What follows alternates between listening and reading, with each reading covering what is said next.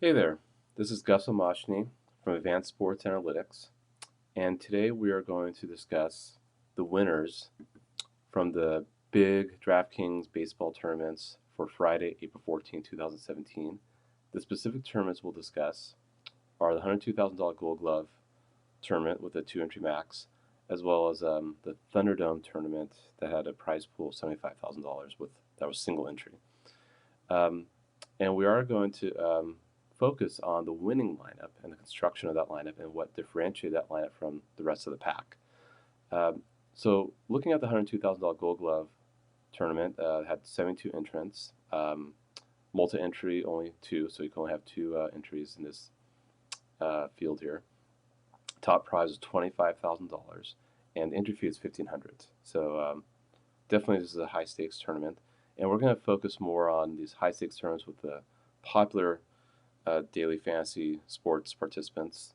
And you can see some of the big names such as Peter Gibbons, Utica, Under Jones, Chipotle Addict, and Yellow Sub. And of course, Yellow Sub was the one who took the stand, as we see in the standings here. Um, and he won the tournament with 155 fantasy points. If we take a look at the lineup he went with, he had Clayton Kershaw 50% ownership, so that definitely anchored his lineup. Um, and had some low ownership with some other players like Marcus Semien 5.6%, Jankowski 11.1, Pilar 11.1. Of course, those guys did okay, not great.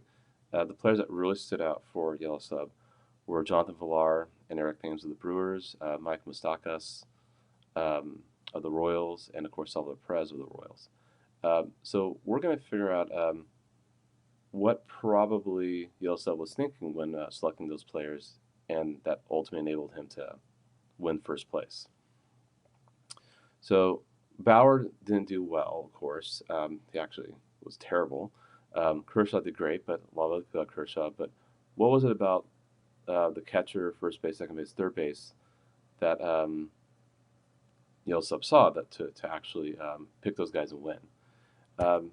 Here's a little more details about the standings for the Gold Glove tournament, which you can access on the DraftKings site if you happen to be following the tournament while it's happening. You can download it afterwards, or download it while it's happening to see how the things look. But of course, you download this after it's over, and you can take a look at ownership. Like Kershaw's 50%, Syndergaard 36.11, Moustakas 30.56.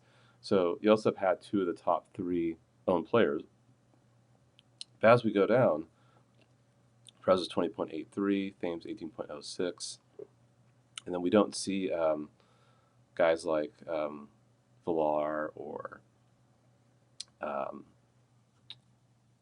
who was the other player? Thames. So we don't really actually do see Thames, sorry, but we don't see some of the other players he got. So, but Villar was definitely a huge standout. If we see that Villar had 3 stolen bases, so we will get into the construction lineup in just a sec. But let's also talk about another big tournament, the $75,000 Thunderdome tournament. That was single entry, fewer entries with 15. Prize pool $75,000, and entry fee not for the faint of heart $5,300. Only top four paid out, with the first place with even more money, $30,000. And again, we see the big names, and some other ones like Ray of Hope, Danny Don, Sahil Sood, and Yellow Sub won this one as well. The same lineup, 155 points. And again, let's get into what differentiated Yellow Sub's lineup from the rest of the pack. So we'll start with Kershaw. Kershaw had 50% ownership in the Gold Glove tournament, and I believe 53.33% in the Thunderdome. And Kershaw has a very tight distribution when you look at his DraftKings points per $1,000 distribution. So definitely was a very smart pitcher to pick up. I mean, there's also Syndergaard and Keuchel, but Kershaw was the top dog with 33.75 points. And he's usually good for 2 to 2.5 DraftKings points per $1,000 distribution. You can access this data at the Advanced Sports Analytics site. And that's pretty good. I mean, if you're getting if you're spending $13,500 for Kershaw, and you can get 2.5 points per $1,000, you are looking at a 30-plus point night. And you also see a little bump um, or spike at around 3.5 to 4 DraftKings points per $1,000. So there are those nights where he could even maybe get you 40 points if is having this amazing night with like maybe 15 strikeouts or something like that. Last night was great though. He did manage, if we look at his stats again, uh, pitching almost a complete game. Definitely got the win. Only allowed a run, 8 strikeouts. Um, so, Kershaw was his usual dominant self at home against the Diamondbacks. So, that it was smart to be able to anchor your team with one of the big players in baseball. But what differentiated the L sub? So now let's get to the heart of the matter here. So Villar, second baseman for the Brewers, uh, doesn't stand out as a major power hitter, unlike some of the other hitters on the Brewers. But the Brewers' offense has been playing pretty well lately.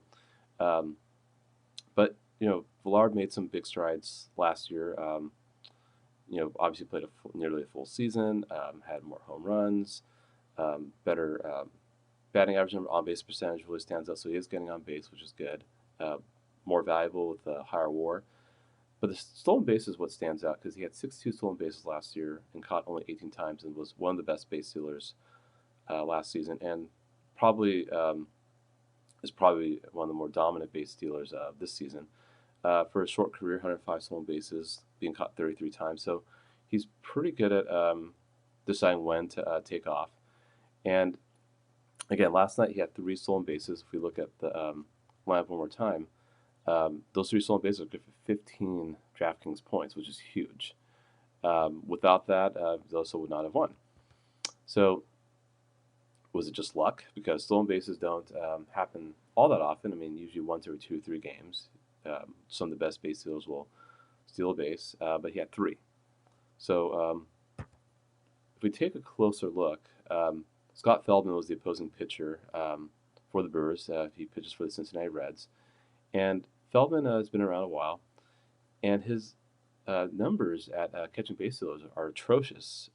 He's allowed a lot of base stealers. Kind of reminds me of Lester for the Cubs, who's also not very good at holding base runners. And I mean, some numbers that really stand out, like in 2012, like allowing 20 base stealers and only catching 3, or in 2013, only catching 3 out of 33. He's awful. Only 21% of the time he catches base stealers, and the volume is there too. So definitely was ripe for Villar to take off often, and he did, while Feldman was on the mound. So be able to look at the matchups and the opposition and what kind of data can be advantageous is huge. And we're guessing that the L sub saw this, which was outstanding because he obviously benefited from Villar's 3 stolen bases. So Feldman, terrible at holding base runners, and of course Villar has got some wheels. So he took advantage there. Let's focus on the Royals game. So the Royals did well. They had 7 runs scored. And starting pitcher for the Angels is J.C. Ramirez, who is a righty, but if you look at the splits here, doesn't do all that well against lefties versus righties. There is actually a pretty significant difference here. Tends to do better against lefties, which is interesting. But it is a rather significant difference. And of course, got hammered. And Salvador Perez, being a righty, did get to J.C. Ramirez. Here we have Moustakas, who's a lefty, but obviously does better against right-handed pitching. So, being that Ramirez is a righty, Moustakas is a lefty, pretty significant split here. So he definitely did well against Ramirez and had a homer early in the game. But again, interestingly, you would expect the opposite for Ramirez, that he would struggle against lefties and do better against righties. So Perez, being a righty, definitely homered against him, but didn't have much success against Moustakas. But Moustakas does do well against righties, so I think that did help him some. And another thing that you can look at on the advanced sports analytics side are our probabilities before the games start. And we see that Villar was a top second baseman, Moustakas was a top 5 third baseman, and Perez was a top 3 catcher. And those are the 3 players that differentiate Yellow Subs lines from the rest of the pack. So definitely would help to find some good value. And then, of course, spend up in other areas like pitching, or, of course, if you pick up Mike Trout and he goes off. So there we have it. That's a summary of some of the big tournaments for the Friday, April 14, 2017 games. And we'll check in again to see who takes down the big tournaments in the next few days. All right. Happy Easter.